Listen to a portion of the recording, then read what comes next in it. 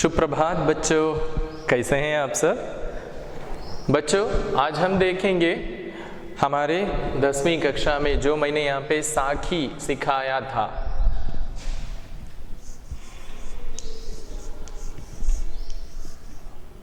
कबीर की साखियां।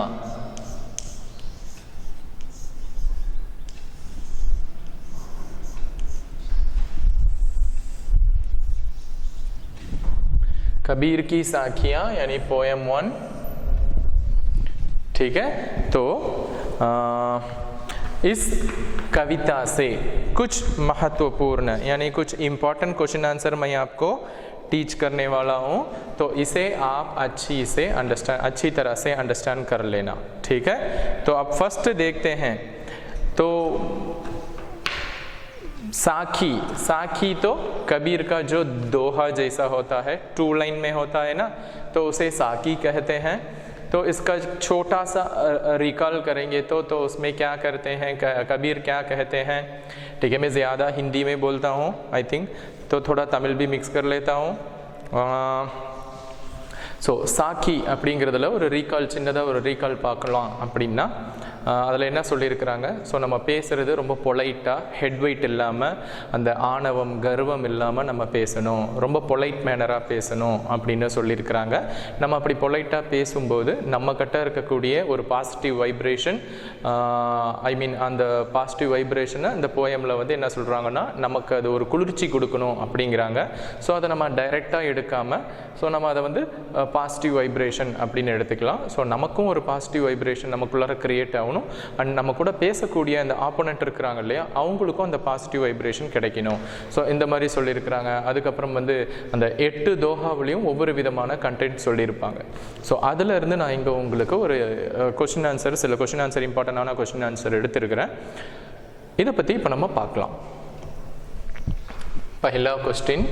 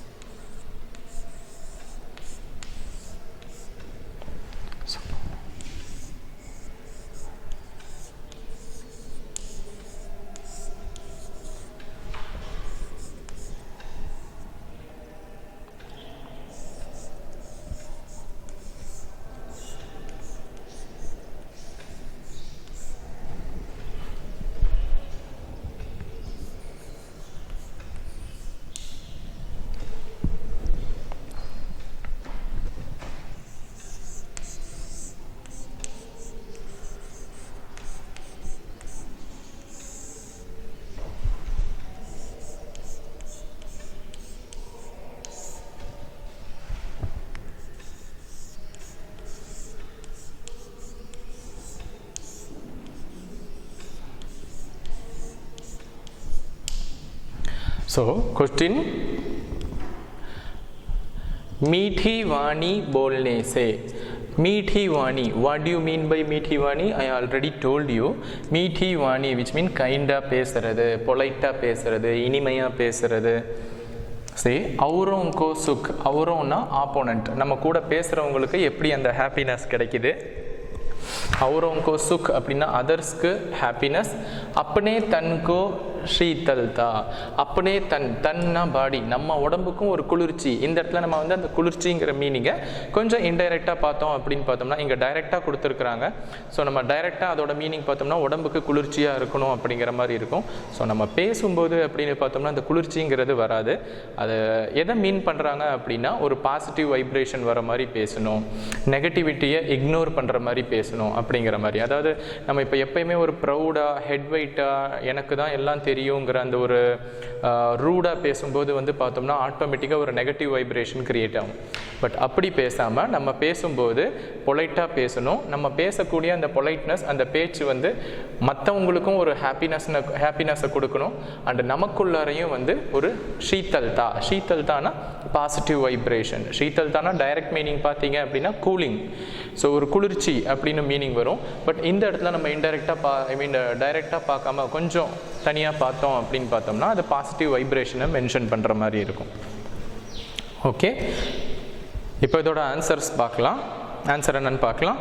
मीठी वाणी बोलने से औरों को सुख और अपने तन को शीतलता प्राप्त होती है.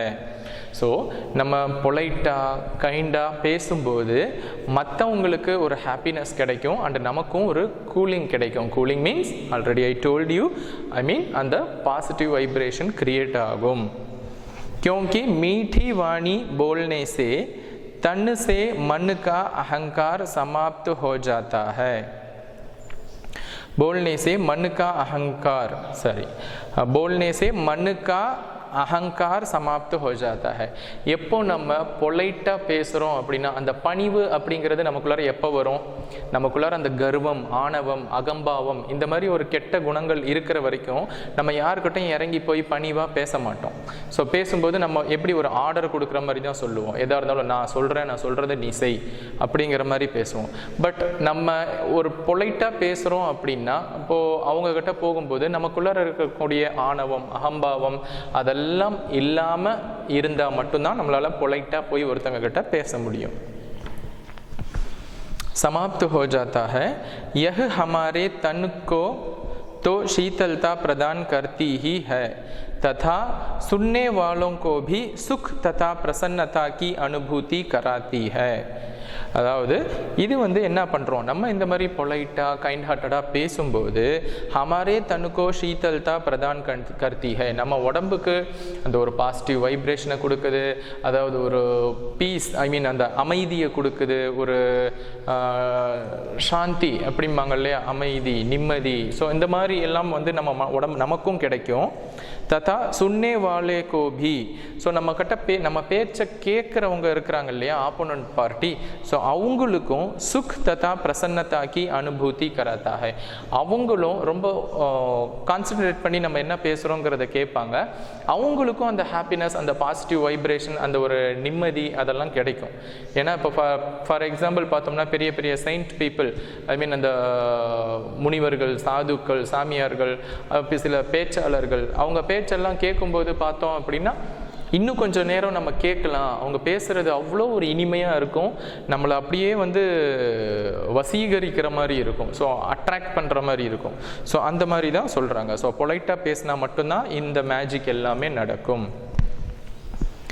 इसलिए सदा दूसरों को सुख पहुंचाने वाली व अपने को भी शीतलता प्रदान करने वाली मीठी वाणी बोलनी चाहिए. So that's why we always talk politely, we always speak politely, which give more positive vibration to us, also to the opponent party. அதாவது எப்பயுமே நம்ம அப்படி பேசும்போது எப்படி பேசணும் அப்படிங்கிறாங்கன்னா, அதனால் எப்பயுமே சதா அப்படின்னா ஆல்வேஸ் பிறருக்கு அந்த பாசிட்டிவ் வைப்ரேஷன், அந்த சந்தோஷத்தை கொடுக்கக்கூடிய அந்த இனிமையான பேச்சுக்களை பேசணும். கூடவே அது நமக்கும் அந்த ஒரு அமைதியையும் ஒரு பாசிட்டிவ் வைப்ரேஷனையும் கொடுக்குற மாதிரி இருக்கும். அதனால் நம்ம அந்த இனிமையான பேச்சு பேசணும். அதே கைண்ட்லியாக அந்த பொலைட்னஸோட பேசணும் அப்படின்னு சொல்கிறாங்க. ஒன்ஸ் அகைன், मीठी वाणी बोलने से औरों को सुख, अपने तन को शीतलता प्राप्त होती है. அதாவது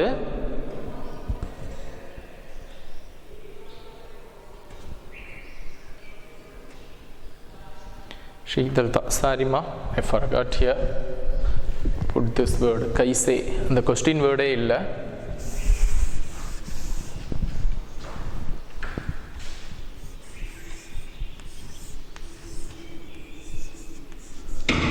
कैसे प्राप्त।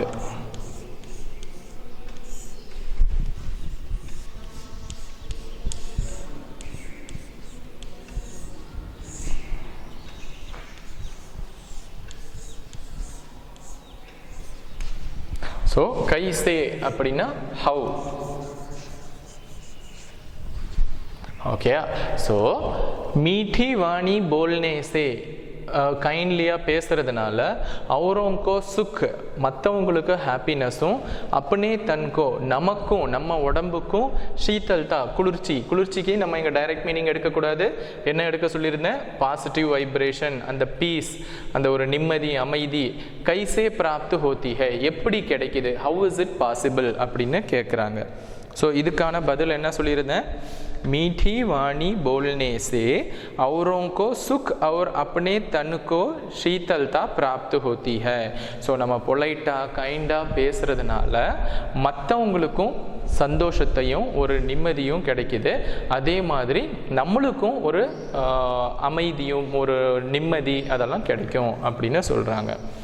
क्योंकि பிகாஸ், எதனால் அப்படி சொல்கிறாங்க அப்படின்னு பார்த்தோம்னா, மீठी वाणी बोलने से, ஸோ நம்ம அந்த கைண்டாக பொலைட்டாக பேசுகிறதுனால மண்ணுக்கா அகங்கார் சமாப்து ஹோ ஜாத்தா ஹை, மனசில் இருக்கக்கூடிய அந்த அகங்காரம், அந்த ஆணவம், ஹெட் வெயிட், ப்ரௌட், இதெல்லாம் வந்து கம்ப்ளீட்டாக இல்லாமல் போயிடும். ஸோ அப்படி இல்லாத ஒரு ஸ்டேஜில் தான் நம்மளால் அப்படி பொலைட்டாக பேச முடியும். यह हमारे तन को तो शीतलता प्रदान करती ही है, இது நமக்கு ஒரு பாசிட்டிவ் வைப்ரேஷனை கொடுக்குது. அண்ட் ஆல்சோ सुनने तथा सुनने वाले को भी, ஸோ நம்மக்கிட்ட நம்ம பேசுகிறத கேட்குறவங்களுக்கும் सुख की तथा सुनने वालों को भी सुख की तथा प्रसन्नता की अनुभूति कराती है. அதாவது மகிழ்ச்சியையும் ஒரு ஒரு என்ன சொல்கிறது, ஒரு அட்ராக்ஷனையும் ஏற்படுத்தி கொடுக்குது. ஒரு அவங்களுக்கும் ஒரு பாசிட்டிவ் வைப்ரேஷனை க்ரியேட் பண்ணி கொடுக்குது. ஸோ நம்மக்கிட்ட இருந்து ஒரு பாசிட்டிவ் வைப்ரேஷன் எப்படி அவங்கள போய் ரீச் ஆகும் அப்படின்னு பார்த்தோம்னா, நம்ம பேசுகிறோம், நம்மளுடைய பேச்சு மூலிமா அந்த பாசிட்டிவ் வைப்ரேஷன் அவங்களையும் போய் ரீச் பண்ணும். इसलिए सदा दूसरों को सुख पहुंचाने वाली, ஸோ இதனால் எப்பயுமே மற்றவங்களை ரொம்ப சந்தோஷப்படுத்தக்கூடிய மகிழ்ச்சிப்படுத்தக்கூடிய வா अपने को भी शीतलता प्रदान करने वाली, ஸோ நமக்கும் ரொம்ப நிம்மதி, நமக்கும் நல்ல ஒரு அமைதி, நமக்கும் ஒரு நல்ல பாசிட்டிவ் வைப்ரேஷன் க்ரியேட் பண்ணுற மாதிரி மீठी वाणी बोलनी चाहिए. ஸோ கைண்ட் ஹார்ட்டடாக, ஐ மீன் கைண்டாக பொலைட்டாக பேசணும் அப்படின்னு சொல்கிறாங்க. ஸோ நெக்ஸ்ட் லெசன், சரி நெக்ஸ்ட் கொஸ்டின்.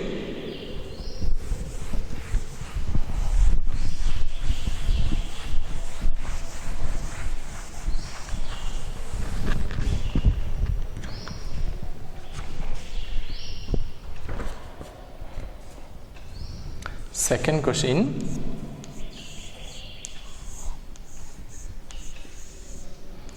दीपक दिखाई देने पर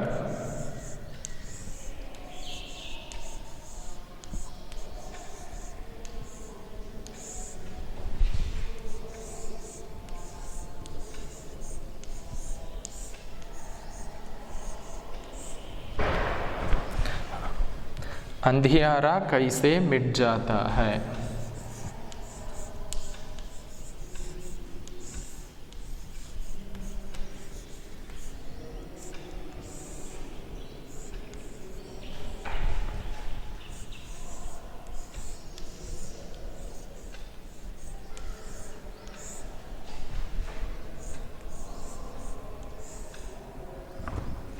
अंधियारा कैसे मिट जाता है.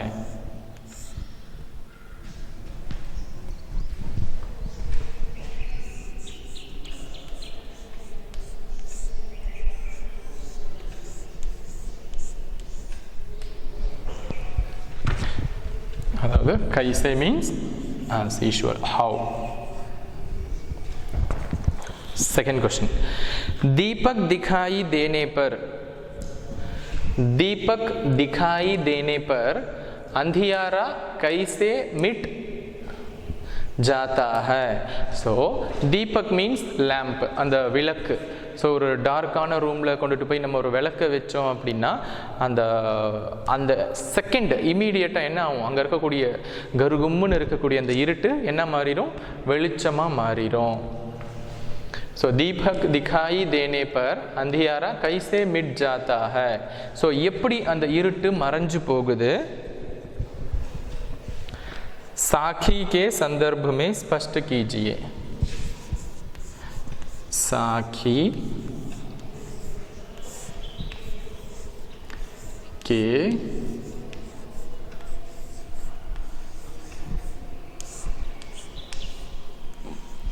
संदर्भ में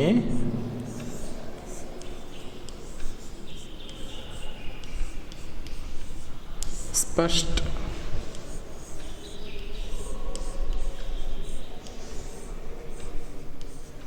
कीजिए.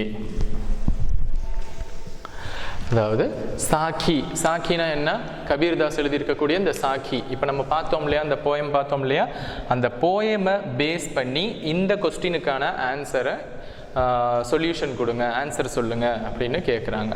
ஸோ ஜென்ரலாக நம்மளுக்கு ஒரு லேம்ப் எடுத்துகிட்டு போனோம் அப்படின்னா ஒரு டார்க்கான ஏரியாவில் அங்கே உடனே அங்கே பிரைட்னஸ் வந்துடும். பட் அதை பற்றி இங்கே கேட்கல. நம்ம இங்கே கொடுத்துருக்கக்கூடிய இந்த சாக்கி, இந்த போயமை பேஸ் பண்ணி இதுக்கான மீனிங் எக்ஸ்பிளைன் பண்ணுங்கள், ஆன்சர் எக்ஸ்பிளைன் பண்ணுங்கன்னு கேட்டிருக்கிறாங்க. ஸோ ஒன்ஸ் அகைன் தீபக் திகாயி தேனே பர், அதாவது லேம்ப், தீபக்னா லேம்ப்பு. ஸோ லேம்ப் கொண்டுட்டு வந்த உடனே அந்தியாரா, அந்தியாரானா டார்க்னஸ், அந்த இருட்டு. ஹவு ஐ மீன் அந்த எப்படி, மிட் ஜாத்தாக, எப்படி அது மறைஞ்சு போகுது. சாக்கி கே சந்தர்ப்பமே ஸ்பஷ்ட் கீஜியே, பேஸ்டு ஆன் திஸ் சாக்கி kindly explain the solution, I mean answer அப்படின்னு கேட்டிருக்கிறாங்க.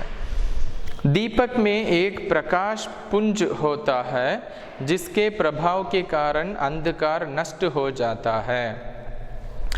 தீபக் மே ஏக் பிரகாஷ் புஞ்ச், அதாவது தீபக் அப்படின்னா அந்த விளக்கு கொண்டுட்டு வந்தோம் அப்படின்னா நம்ம விளக்கு எப்படி கொளுத்தி வைப்போம். ஃபார் எக்ஸாம்பிள்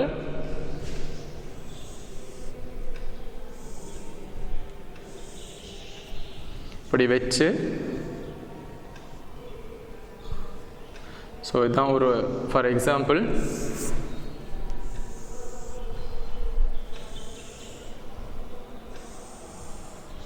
இது ஒரு தீபம்னு வச்சுக்கலாம். ஸோ இந்த இடத்துல நம்ம ஒரு திரி போடுவோம். ஸோ இப்படி ஒரு திரி ஊற்றுறோம், அண்ட் ஆயில் உள்ளே ஊற்றுறோம், எண்ணெய் ஊற்றுறோம். எண்ணெய் உள்ளே ஊற்றிட்டு ஸோ இந்த இடத்துல பற்ற வச்சோம் அப்படின்னா அழகாக அந்த ஒரு சுடர் வரும்.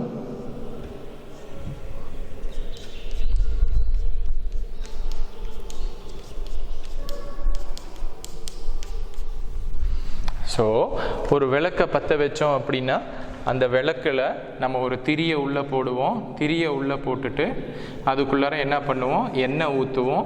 எண்ணெய் ஊற்றி நெருப்பு பற்ற வச்சோம் அப்படின்னா அது அழகாக வெளிச்சம் கொடுக்குது. ஸோ அதை பற்றி அது எப்படி இருட்டை நீக்குது அப்படிங்கிறத பார்த்தோம் அப்படின்னா, ஸோ பிரகாஷ் புஞ்சு, பிரகாஷ் புஞ்சுனா இந்த வெளிச்சம் இருக்கு இல்லையா. ஸோ ஒவ்வொரு தீபத்துலேயும் அந்த வெளிச்சம் இருக்குது. जिसके प्रभाव के कारण अंधकार नष्ट हो जाता है. ஸோ இந்த வெளிச்சம் அப்படியே நமக்கு தெரிஞ்சு கொஞ்சம் தூரம் இருக்கிற மாதிரி இருக்கும். இது இல்லாமல் அதனுடைய பிரைட்னஸ் தான் அந்த டார்க்னஸ் ஃபுல்லாகவே அதை நீக்கிடுது. इसी प्रकार मन में ज्ञान रूपी दीपक का प्रकाश फैलते ही. ஸோ இப்போ எப்படி ஒரு இருட்டான ரூமில் கொண்டுட்டு போய் ஒரு விளக்கை பற்ற வச்சோம்னா அந்த இருட்டு எப்படி உடனே மறைஞ்சு போகுதோ அதே மாதிரி ज्ञान रूपी दीपक का प्रकाश फैलते ही. ஸோ ஞானம், அறிவு அப்படிங்கிற தீபத்தை நம்ம மனசில் ஏற்றி வச்சோம் அப்படின்னா அந்த அறிவுங்கிற அந்த வெளிச்சம் படர்ந்த உடனே மண்மே छाया ब्रह्म मन में छाया ब्रह्म संदेह और भय रूपी अंधकार समाप्त हो जाता है.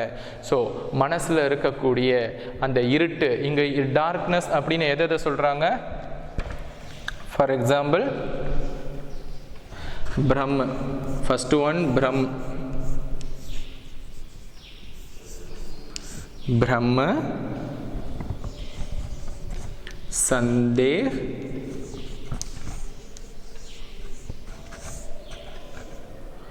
and भय. ஸோ ஒரு இருட்டான ரூமில் நம்ம ஒரு விளக்கை ஏற்றி வச்சோம் அப்படின்னா அந்த வெளிச்சத்தினுடைய தாக்கம், அது அந்த வெளிச்சம் அந்த பிரைட்னஸ் மூலமாக அங்கே இருக்கக்கூடிய எல்லா டார்க்னஸும் இமீடியட்டாக ஹைட் ஆயிரும். அங்கே இருக்கக்கூடிய டார்க்னஸ்ஸு அங்கே ஃபுல்லாக அங்கே டார்க்னஸ்ஸே இல்லாமல் பிரைட் ஆயிரும். ஸோ அதே மாதிரி நம்ம நாலேஜ் அப்படிங்கிற ஒரு விளக்கை நம்ம மனசில் ஏற்றி வச்சோம் அப்படின்னா நம்ம மனசில் வரக்கூடிய பிரம்மனா ஒரு மாயைன்னு சொல்லலாம். ஸோ என்ன அந்த மாயை அப்படின்னு பார்த்தோம்னா, இந்த உலகத்தில் பிறக்கிற ஒவ்வொரு மனுஷங்களுக்கும் இறப்பு அப்படிங்கிறது கண்டிப்பாக இருக்குது. ஸோ இறப்பே இல்லாத மனிதன்னு யாருமே இல்லை. ஸோ கண்டிப்பாக இந்த உலகத்தில் பிறக்கக்கூடிய ஒவ்வொரு குழந்தைக்கும் உடனே அவங்க என்னைக்கு மரணிப்பாங்க, என்னைக்கு இந்த குழந்தை இறக்குங்கிறது வரைக்கும் விதி நிர்மாணிக்கப்பட்டிருக்கு. ஸோ அதே மாதிரி தான் ஸோ இந்த பிரம்ம அப்படிங்கிறது என்ன அப்படின்னு பார்த்தோம்னா, ஃபார் எக்ஸாம்பிள் இதை மாயான்னு சொல்லலாம். மாயானா தமிழ்ல மாயை அப்படின்னு சொல்லுவோம். ஆனால் இப்போ நம்ம உலகத்தில் இருக்கக்கூடிய ஒவ்வொருத்தருமே ஒரு நாள் இறக்க போகிறவங்க தான். என்ன, ஒருத்தர் முன்னாடி போவாங்க, ஒருத்தர் பின்னாடி போவோம். ஆனால் என்னைக்கு அப்படிங்கிறது தெரியாது. ஸோ நம்ம இந்த உலகத்தில் பிறந்த உடனே டெத் அப்படிங்கிற அந்த டெஸ்டினேஷனை நோக்கி நம்ம ஒரு கியூவில் நின்றுட்டு இருப்போம். யார் எந்தெந்த லைனில் எந்தெந்த நம்பரில் நிற்கிறாங்கன்னு தெரியாது. ஆனால் இன்னைக்கு பிறக்கிற குழந்தையிலேருந்து நாளைக்கு சாக போகிற வயசானவங்க வரைக்கும் எல்லாருமே அந்த டெத் அப்படிங்கிற டெஸ்டினேஷனை அதை ரீச் பண்ணுறதுக்காக லைனில் நின்றுட்டு தான் இருப்பாங்க. ஸோ இந்த மாயா, இந்த பிரம்ம அப்படிங்கிறது எதை மென்ஷன் பண்ணுது அப்படின்னா, ஸோ நமக்கு மரணம் அப்படிங்கிறதே ஒன்று இல்லைங்கிற மாயை. ஸோ நம்ம என்ன பண்ணுவோம், உலகத்தில் நிறையா பணங்காசு சேர்த்தணும், நிறைய சொத்து வாங்கணும், அதே மாதிரி திருடுறது, கொள்ளை, அதே மாதிரி வழிப்பறி பண்ணுறது, ஊழல் பண்ணுறது, கரப்ஷன், இந்த மாதிரிலாம் நிறையா தவறான பாதைகள் எல்லாம் போய் நிறைய பணம் பொருள் எல்லாம் சேர்த்தி என்ன பண்ண போகிறோம் அப்படின்னு பார்த்தோம்னா, ஒரு மனுஷன் இறந்ததுக்கப்புறம் அவன் எதுவுமே எடுத்துகிட்டு போக போகிறதில்ல. ஸோ அவன் சம்பாதிச்சதெல்லாம் இங்கேயே தான் விட்டுட்டு போக போகிறான். ஸோ அவன் என்ன நம்பிக்கையில் அவ்வளோ காசு பணம், அதாவது அவன் வாழ்கிறதுக்குன்னு இல்லாமல் கிட்டத்தட்ட ஒரு 10 தலைமுறை சேர்ந்து உட்காந்து சாப்பிட்டாலும் தீராத அளவுக்கு மலை அளவுக்கு குமிச்சிட்டு போகிறான் சொத்து. ஸோ இதில் அவனுக்கு என்ன தெரியல அப்படின்னு பார்த்தோம்னா, அவன் ஒரு மாயையில் இருக்கிறான், பிரம்மில் இருக்கிறான். பிரம் அப்படிங்கிறது என்னன்னா, நமக்கு மரணம்ங்கிறதே ஒன்று இல்லை. ஸோ நம்ம இந்த உலகத்தில் நிரந்தரமாக இருக்க போகிறோம் அப்படிங்கிற ஒரு சிந்தனையில் என்ன பண்ணுவாங்க, அந்த மரணத்தை பற்றி யோசிக்க மாட்டாங்க. யோசிக்காமல் இந்த உலக ஆசைகள், அந்த மாயை அவன் கண்ணை மறைச்சு நிறைய சேர்த்தணும், நிறைய சொத்து சேர்த்தணும் அப்படின்னு சொல்லிட்டு நிறைய சேர்த்துவான். அவன் நல்ல முறையில் சம்பாதிச்சாலும் சரி, தவறான முறையில் சம்பாதிச்சாலும் சரி, இந்த மாதிரி சேர்த்துறது எல்லாமே என்ன ஆக போகுது. ஸோ யார் ஒருத்தருடைய மனசில் அந்த ஞானம், அந்த அறிவு அப்படிங்கிறது வருதோ, அவங்க இந்த உலக ஆசைகள் அந்த அளவுக்கு ஒரு பற்று, ஈடுபாடு வைக்க மாட்டாங்க. ஸோ உலகத்தின் மேலே ரொம்ப ஆசைப்பட மாட்டாங்க. ஃபார் எக்ஸாம்பிள் சித்தர்கள், பெரிய சில உண்மையான சில சாமியார்கள், அவங்கெல்லாம் பார்த்தோம்னா ரொம்ப சிம்பிளான அவங்க லைஃப் ஸ்டைல் இருக்கும். எதுவுமே அவங்களுக்குன்னு சொல்லி சொத்து சேர்த்து வச்சுக்க மாட்டாங்க. காடில் அங்கே இங்கேன்னு தவம் செய்வாங்க. காட்டில் கிடைக்கிற பழங்கள், தண்ணி, அதை குடிச்சிட்டு அவங்க உயிர் வாழ்வாங்க. அவங்களுக்கு இந்த உலக ஆசையே அவங்களுக்கு இருக்காது.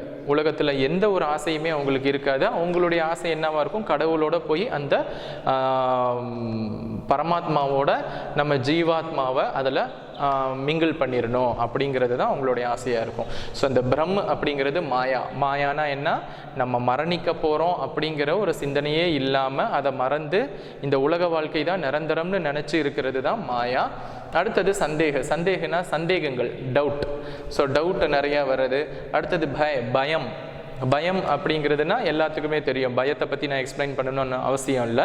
ஸோ இதில் இந்த செகண்ட் கொஸ்டினில் என்ன சொல்கிறாங்க அப்படின்னு பார்த்தோம்னா, எப்படி ஒரு தீபத்தை ஏற்றி வச்சோம் அப்படின்னா அந்த ரூமில் இருக்கக்கூடிய இருட்டு மறைஞ்சு போதோ, ஸோ நம்ம மனசில் ஞானம், அறிவு அப்படிங்கிற அந்த தீபத்தை ஏற்றி வைக்கும்போது அதனுடைய வெளிச்சத்தின் மூலியமாக அந்த ஞானம் அப்படிங்கிறது ஸ்ப்ரெட் ஆகும்போது இந்த பிரம்ம, சந்தேக, இந்த மாயை, சந்தேகம், பயம் இது எல்லாமே இல்லாமல் அழிஞ்சு போயிடும், மனசு சுத்தமாயிரும் அப்படின்னு சொல்லியிருக்கிறாங்க.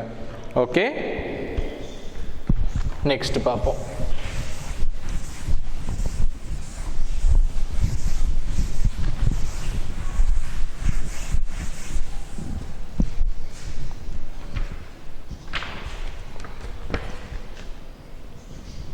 third one,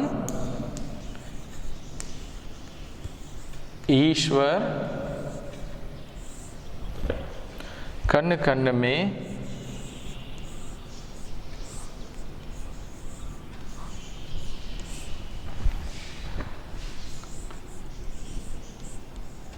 व्याप्त है।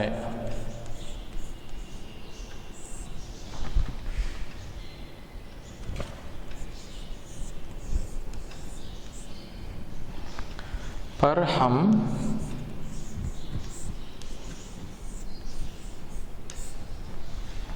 उसे क्यों नहीं देख पाते?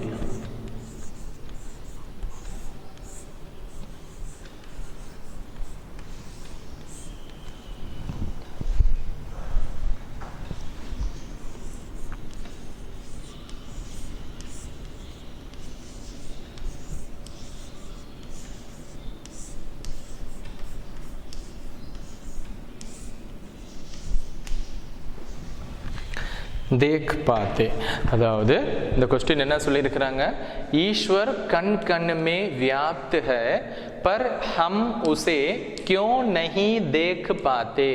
அதாவது ஈஸ்வரனா கடவுள், கண் கண் அப்படின்னா ஒவ்வொரு தூசியிலையும் ஒவ்வொரு துகள்லையும் கடவுள் இருக்கிறாரு, தூணுலையும் இருப்பார் துரும்புலையும் இருப்பார் அப்படின்னு சொல்லுவாங்க இல்லையா, அதுதான் கண்ணு கண்ணுமே வியாப்து ஹை, வியாப்துனா அவைலபிள். ஸோ கடவுள் ஒவ்வொரு மூல முடுக்கு ஒவ்வொரு தூசி துரும்பு எல்லாத்துலேயுமே கடவுள் அவைலபிளாக இருக்கிறாரு. பர் ஹம் ஆனால் நாம் உசே கியோ நஹி தேக் பாத்தே, நம்மால் ஏன் அதை பார்க்க முடியல, ஏன் கடவுளை பார்க்க முடியல.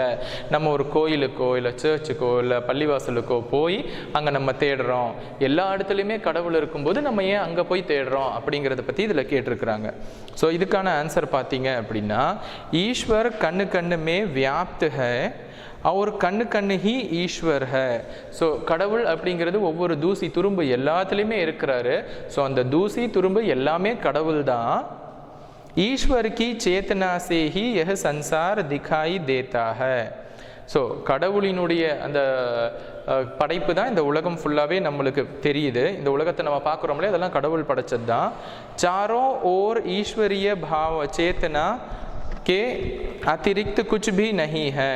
ஸோ நம்ம பார்க்கக்கூடிய எல்லாமே கடவுளினுடைய அற்புதம் தான். கடவுள் படைச்சதை தவிர வேறு எதுவுமே நம்ம பார்க்க முடியாது. ஸோ அந்த வானம் கடவுள் படைச்சார், பூமி கடவுள் படைச்சார், மலை அருவி கடல் செடி கொடி எல்லாமே கடவுள் படைச்சது தான். அதை தவிர நம்ம எதுவும் பார்க்க முடியாது. लेकिन यह सब कुछ हम इन भौतिक आंखों से नहीं देख सकते. ஆனால் நம்ம இந்த உலகத்தில் இருக்கக்கூடிய இந்த வெளிக்கண்களால் நம்மளால் இதெல்லாம் பார்க்க முடியாது. அதாவது இப்போ நம்ம பார்த்தோம்னா இது ஒரு மலை, வானம் இருக்குது, பூமி இருக்குது, இதில் என்ன இருக்குது அப்படின்னு நம்ம யோசிப்போம். பட் जब तक ईश्वर की कृपा से हमें दिव्य चक्षु அப்படின்னா அகக்கண்கள், அதாவது புறக்கண்கள் அப்படின்னா நம்மளுக்கு வெளியில் தெரியக்கூடிய இந்த வெளிக்கண்கள். ஸோ இது இல்லாமல் நம்மளுடைய மனக்கண் அப்படின்னு ஒன்று இருக்குது. அதாவது அந்த அறிவு அந்த ஞானம் கிடைக்கும் போது நம்ம கண்ணை மூடிட்டே நம்மளுக்கு என்ன நம்மளை சுற்றி என்ன நடக்குதுங்கிறத நம்மளால் ரியலைஸ் பண்ண முடியும். ஸோ அதை சொல்கிறாங்க. கடவுளினுடைய கிருபாசே, கிருபானா கருணையினால், திவ்ய சக்ஷு திவ்ய அதாவது அந்த ஞான கண்கள் கிடைக்கும்போது नहीं मिलते நம்மளுக்கு அது கிடைக்காத வரைக்கும் तब तक हम कण कण में ईश्वर के वास को नहीं देख सकते. ஸோ நம்மளுக்கு அந்த ஞான கண்கள் கிடைக்காத வரை நம்மளுக்கு இந்த தூசி துரும்பு இதெல்லாம் கடவுள் தெரிய மாட்டாரு. और ना ही अनुभव कर सकते அண்ட் அதை நம்மளால் உணரக்கூட முடியாது.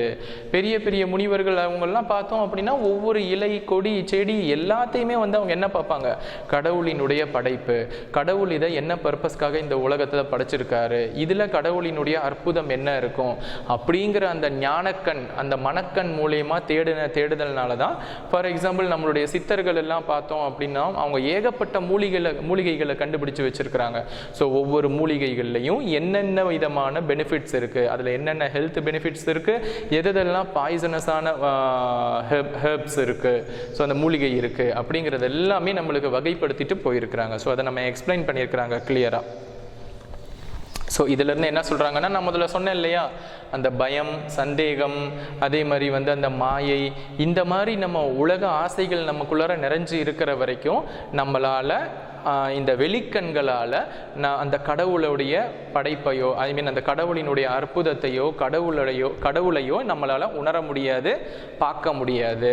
ஸோ நம்மளுக்கு எப்போ அந்த ஞானம் அப்படிங்கிற ஒரு அறிவு, அந்த ஞானம் கிடைச்சி நம்ம அந்த மனக்கண்கள் மூலியமாக எப்போ நம்ம பார்க்குறோமோ, அப்போ இந்த உலகத்தில் இருக்கக்கூடிய எல்லா இடத்துலையுமே நம்மளுக்கு கடவுள் தெரிவார் அப்படின்னு சொல்லியிருக்கிறாங்க. So 4th question.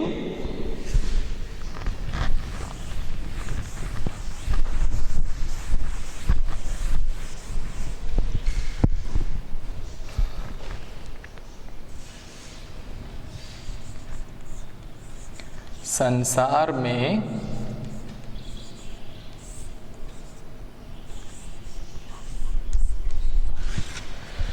सुखी व्यक्ति कौन है?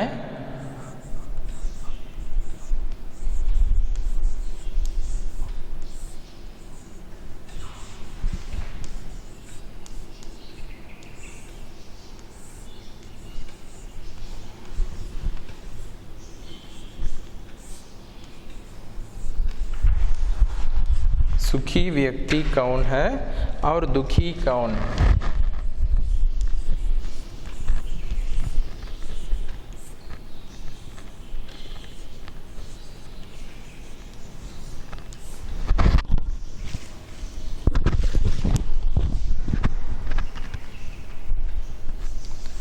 दुखी कौन?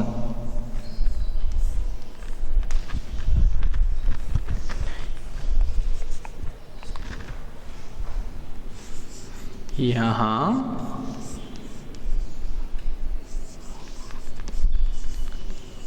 सोना और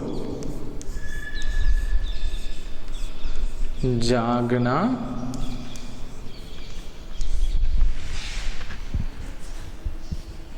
किसके प्रतीक हैं?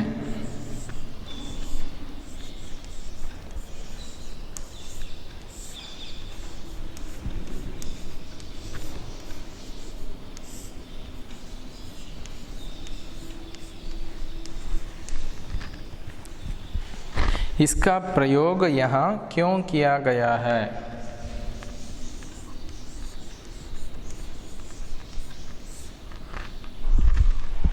इसका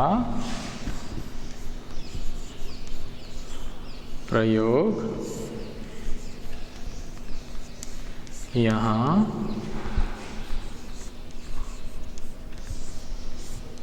क्यों किया गया है?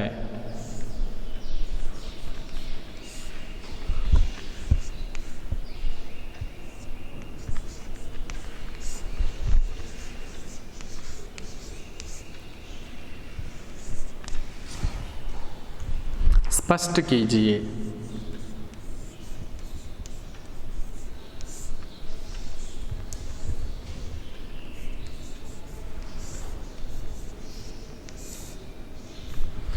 ओके,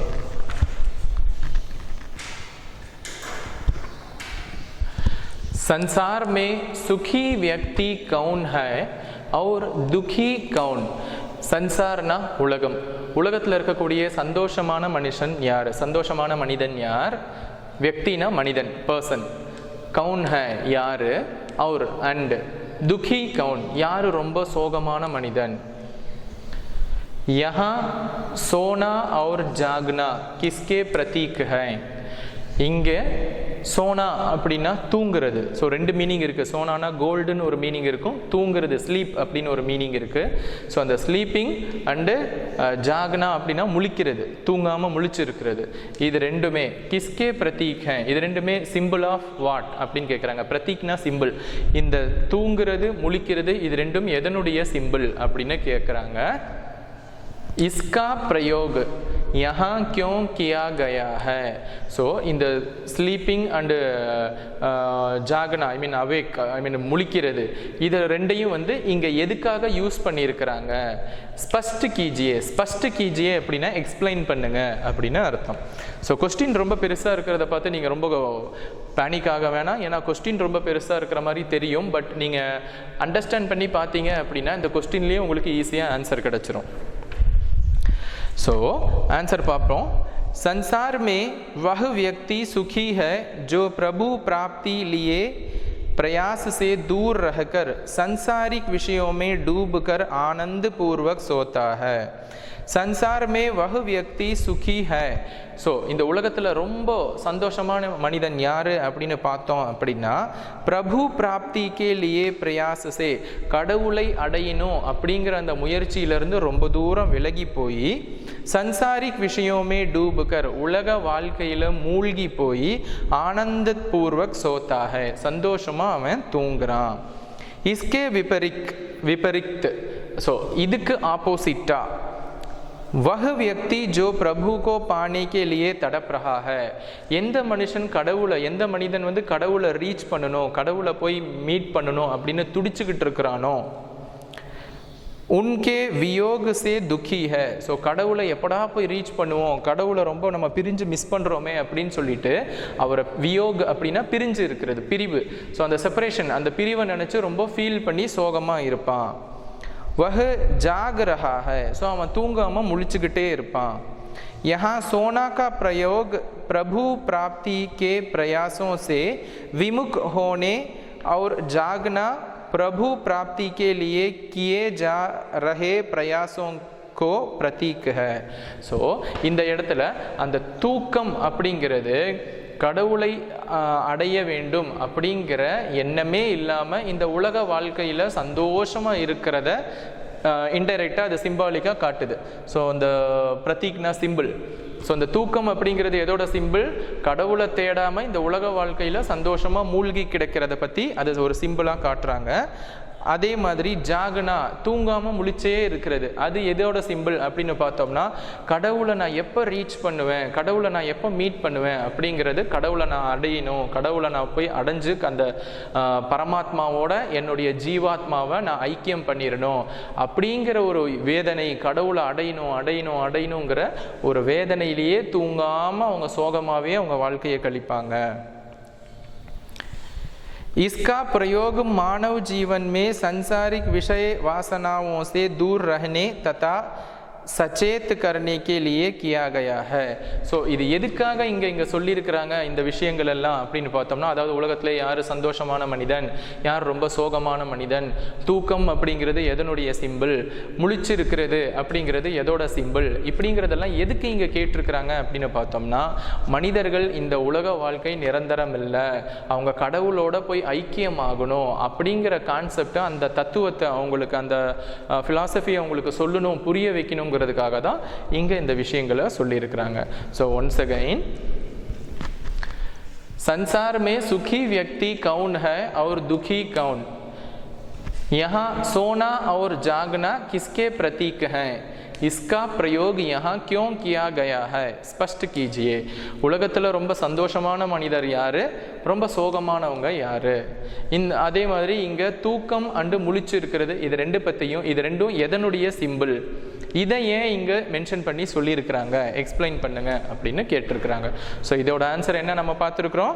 ஸோ அதாவது கடவுளை போய் ரீச் பண்ணணும்னு நினைக்கிற மனுஷன் ரொம்ப சோகமாகவே இருப்பான். ஏன்னா கடவுளை பிரிஞ்சு இருக்கிறதுனால அவன் தூங்கவே மாட்டான், முழிச்சே இருப்பான். கடவுளோட போய் ரீச் பண்ணணுங்கிற ஒரு இன்ட்ரெஸ்டே இல்லாமல் உலக ஆசைகளில் ரொம்ப நிறைஞ்சு சந்தோஷமாக இருக்கிற மனுஷன் நல்லா நிம்மதியாக தூங்கி எந்திரிப்பான். அவன் கடவுளை போய் தேடணுங்கிற அந்த தேடல் அவனுக்குள்ளார இருக்காது. ஸோ அவன் ரொம்ப சந்தோஷமாக இருப்பான். கடவுளை பிரிஞ்சு இருக்கக்கூடியவன் கடவுளை போய் ரீச் பண்ணணும் அந்த தேடலில் இருப்பான் இல்லையா, அவன் ரொம்ப சோகமாக இருப்பான்.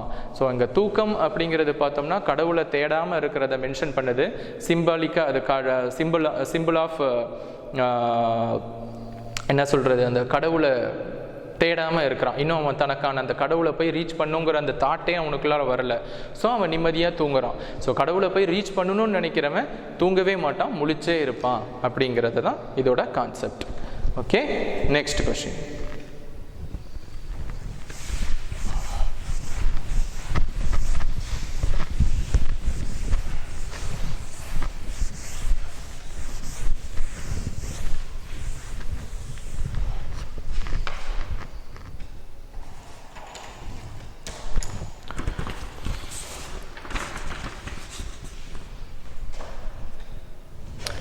5th क्वेश्चन,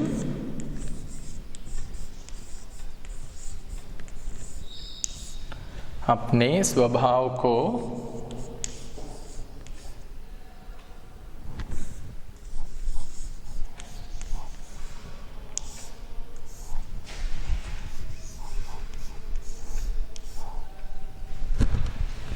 निर्मल रखने के लिए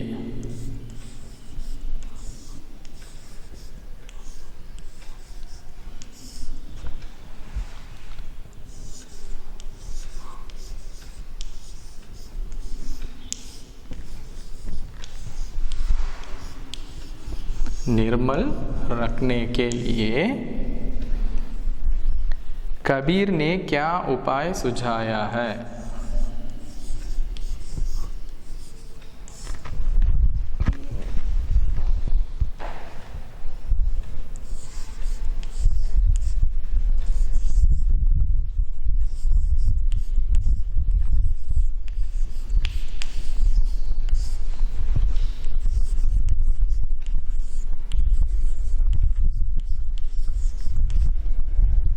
सुझाया है।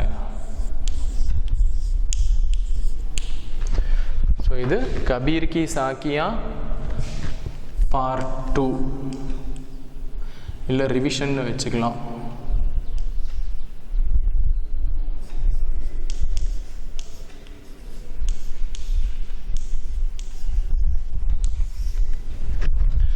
ரிவிஷன்.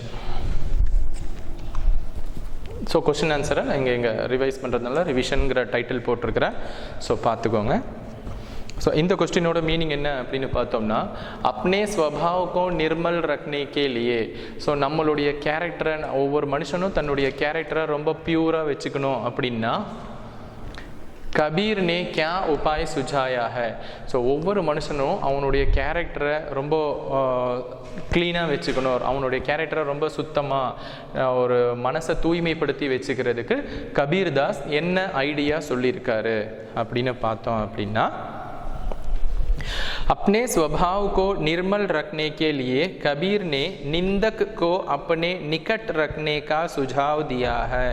ஸோ நம்ம கேரக்டரை ரொம்ப தூய்மையாக வச்சுக்கணும் அப்படிங்கிறதுக்கு கபீர் ஒரு சொல்யூஷன் சொல்லியிருக்கிறாரு, ஒரு க்ளூ கொடுத்துருக்கிறாரு. என்ன அப்படின்னு பார்த்தோம்னா, உங்களுடைய எதிரியை பக்கத்திலேயே வச்சுக்கோங்க. क्योंकि वही हमारा सबसे बड़ा हितैषी है, अन्यथा झूठी प्रशंसा कर अपना स्वार्थ सिद्ध करने वाले तो उनके अनेक मिल जाते हैं. அதாவது அவன் ஒருத்தன் தான் நம்மளை கரெக்டாக கிரிட்டிக் பண்ணுவான். அதாவது நம்மளுடைய குறைகளை சரியாக கண்டுபிடிக்கிறது யாரு? நம்மளுடைய எதிரி தான். அந்நியத்தா, அதாவது நம்மளை அது இல்லாமல் நம்மளை போலியாக புகழ்ந்து சொல்கிறதுக்கு, நம்மளை பற்றி ப்ரைஸ் பண்ணி பேசுகிறதுக்கு அப்படின்னு பார்த்தோம்னா நிறைய பேர் இருப்பாங்க. ஆனால் நம்மளுடைய எதிரி அப்படின்னு பார்த்தோம்னா நம்மளுடைய குறைகளை கரெக்டாக பாயிண்ட் அவுட் பண்ணுவான். निंदक बुराइयों को दूर कर सद्गुणों को अपनाने में सहायक सिद्ध होता है. உன்னுடைய எதிரி உன்னுடைய கேரக்டரை பியூர் பண்ணிக்கணும், உன்னுடைய கேரக்டரை ரொம்ப பர்ஃபெக்டாக மாற்றிக்கணும் அப்படின்னா உன்னுடைய எதிரி தான் உனக்கு ஒரு பெஸ்ட்டு ஒரு சப்போர்ட்டராக இருப்பான். ஏன் அப்படின்னா உங்கள்கிட்ட இருக்கக்கூடிய குறைகள் எல்லாத்தையுமே உன்னுடைய எதிரி கரெக்டாக நோட் பண்ணி அதை பற்றி அதை வச்சு நம்மளையே கிரிட்டிசைஸ் பண்ணுவாங்க. निंदक की आलोचना को सुनकर आत्मनिरीक्षण कर शुद्ध व निर्मल आचरण करने में सहायता मिलती है. ஸோ நம்மளுடைய எதிரி நம்மளை பிடிக்காதவங்க, ஸோ அவங்க நம்மளை இப்படி திட்டி எதை வச்சு நம்மளை திட்டுறாங்க, நம்மளுடைய எந்த குறைகளை பார்த்து அவங்க திட்டுறாங்களோ அந்த குறைகளெல்லாம் நம்மளுடைய கேரக்டர்லேருந்து, நம்மளுடைய லைஃப்லேருந்து அதை நம்ம நீக்கிட்டோம் அப்படின்னு பார்த்தோம்னா நம்ம கேரக்டர் ரொம்ப பியூராக, ரொம்ப சுத்தமான கேரக்டராக, அதாவது ரொம்ப பர்ஃபெக்டாக நம்ம லைஃப்பை, நம்ம கேரக்டரை மாற்றிக்கலாம் அப்படின்னு சொல்லியிருக்கிறாங்க. ஸோ நம்மளுடைய கேரக்டரை பியூர் பண்ணிக்கணும், நம்மளுடைய கேரக்டரை ரொம்ப பர்ஃபெக்டாக மாற்றிக்கணும் அப்படிங்கிறதுக்கு கபீர்தாஸ் என்ன ஐடியா சொல்லியிருக்கிறாரு. ஸோ கபீர்தாஸ் என்ன ஐடியா சொல்லியிருக்கிறாரு, உங்களுடைய எதிரியை உங்கள் பக்கத்திலேயே வச்சுக்கோங்க. அவங்க என்ன பண்ணுவாங்க, உங்களுடைய குறைகளை அழகாக சுட்டி காட்டுவாங்க. ஸோ நம்மளை போலியாக புகழ்ந்து நம்மளை பற்றி ப்ரைஸ் பண்ணி பேசுகிறதுக்கு நிறைய பேர் இருப்பாங்க. நம்மளுடைய குறைகளை நம்மளோட எதிரி மட்டும்தான் கரெக்டாக சொல்லுவான். ஸோ அவன் என்னென்ன குறைகளை சொல்கிறானோ அந்த குறைகளெல்லாம் நம்ம லைஃப்லேருந்து நம்ம நீக்கிட்டோம் அப்படின்னா நம்ம லைஃப்பில் ஒரு பர்ஃபெக்டான மனுஷனாக மாறிடலாம், நம்ம கேரக்டரை பர்ஃபெக்டாக மாற்றிக்கலாம் அப்படின்னு சொல்லியிருக்கிறாங்க. நெக்ஸ்ட்டு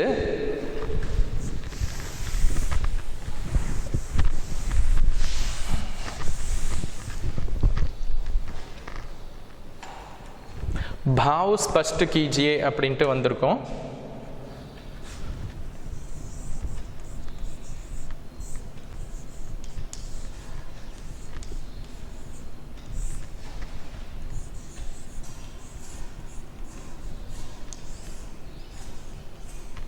भाव स्पष्ट कीजिए ஒரு சாப்டர் இதில் ஒரு டாபிக் கொடுத்துருப்பேன். ஸோ அந்த பாவ் ஸ்பஷ்ட் கீஜி அப்படின்னா இந்த மாதிரி போயமில் எஸ்பெஷலி பார்த்தோம்னா அந்த போயம்லேருந்து ஒரு லைனோ 2 லைனோ கொடுத்து இதில் என்ன கான்செப்ட் சொல்ல வராங்க அதை எக்ஸ்பிளைன் பண்ணுங்க அப்படின்னு கேட்பாங்க. இது எதுக்காக அப்படின்னா ஒருவேளை உங்களுக்கு நான் கொடுத்த கொஸ்டின் இல்லாமல் இந்த போயம்லேருந்து கொஞ்சம் ட்விஸ்ட் பண்ணியோ இல்லை இன்டெரக்டாக கொஸ்டின் கேட்டாலும் இந்த பாவ் ஸ்பஷ்ட் கீஜிங்கிற சாப்டரை நீங்கள் அண்டர்ஸ்டாண்ட் பண்ணிக்கிட்டீங்க அப்படின்னா உங்களுக்கு ரொம்ப ஈஸியாக ஆன்சர் பண்ணலாம் போர்டு எக்ஸாமில். ஸோ ஃபஸ்ட்டு ஒன் என்ன அப்படின்னு பார்த்தோம்னா, ஸோ இது போயமோட லைன் தான்.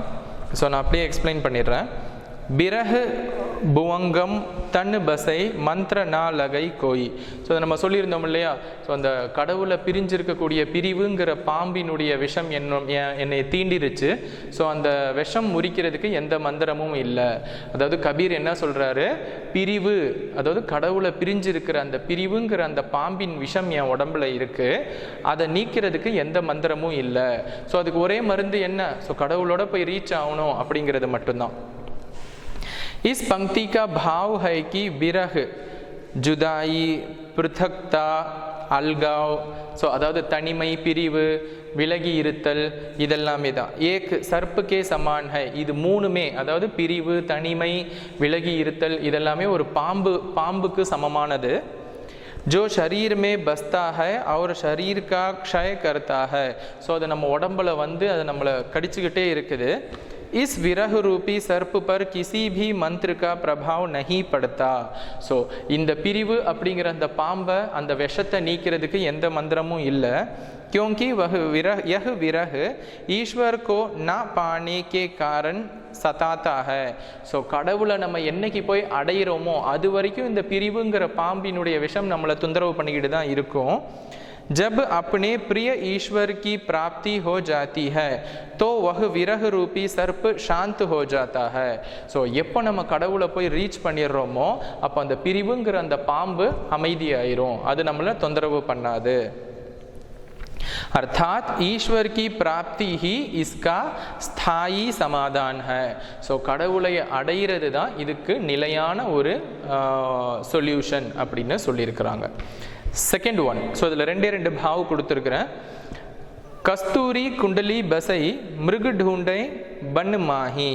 ஸோ இதை நம்ம சொல்லியிருந்தோம் இல்லையா ஆல்ரெடி, அந்த கஸ்தூரி மான் அப்படின்னு ஒரு மான் இருக்கும், அதனுடைய நாவல் அதனுடைய தொப்புள் பகுதியில்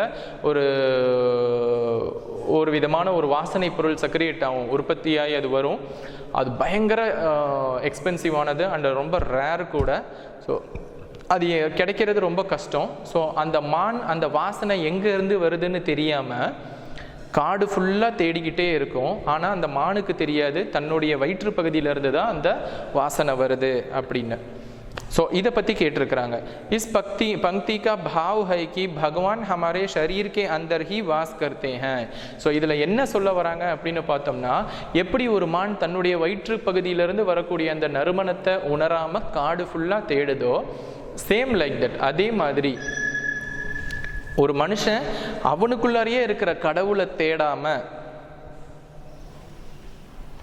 जैसे हिरण की नाभि में कस्तूरी होती है, परवाह उसकी खुशबू से प्रभावित होकर उसे चारों ओर ढूंढता फिरता है, ठीक उसी प्रकार से मनुष्य ईश्वर को विभिन्न स्थलों पर तथा अनेक धार्मिक क्रियाओं द्वारा प्राप्त करने का प्रयास करता है.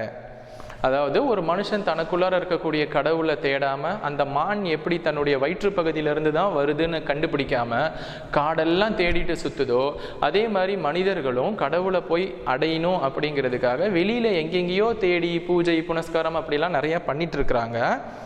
किंतु ईश्वर तीर्थों जंगलों आदि में भटकने से नहीं मिलते. ஸோ இந்த மாதிரி புனித யாத்திரை போகிறதுனாலையோ இல்லை காடுகளில் போய் உட்காந்து தவம் பண்ணுறதுனாலையோ கிடைக்கிறதில்ல. वे तो अपने अंतःकरण में झांकने से ही मिलते हैं. ஸோ நமக்கு நமக்குள்ளார இருக்கக்கூடிய கடவுளை, அதாவது நம்மளுடைய ஆத்மாவுக்குள்ளார இருக்கக்கூடிய அந்த கடவுளை தேடும் பொழுது தான் நம்மளுக்கு அந்த கடவுள் கிடைப்பாரு அப்படின்னு சொல்லியிருக்கிறாங்க. ठीक है बच्चों, टोटलाக உங்களுக்கு 5 क्वेश्चन आंसर அண்டு 2 பாவ் நான் எக்ஸ்பிளைன் பண்ணியிருப்பேன். ஸோ இது எல்லாமே உங்களுக்கு I hope you will be clear. So உங்களுக்கு புரிஞ்சிருக்குன்னு நினைக்கிறேன். இது இல்லாமல் நான் போயம் உங்களுக்கு எக்ஸ்பிளைன் பண்ணேன் இல்லையா, அந்த கான்செப்டையும் உங்கள் மைண்டில் கிளியராக வச்சுக்கோங்க. ஒருவேளை கொஸ்டினை எப்படி ட்விஸ்ட் பண்ணி கேட்டாலும் நீங்கள் அந்த கான்செப்டில் கிளியராக இருந்தீங்க அப்படின்னா உங்களால் ஆன்சர் கிளியராக பண்ண முடியும். ஓகே, தன்யவாத்.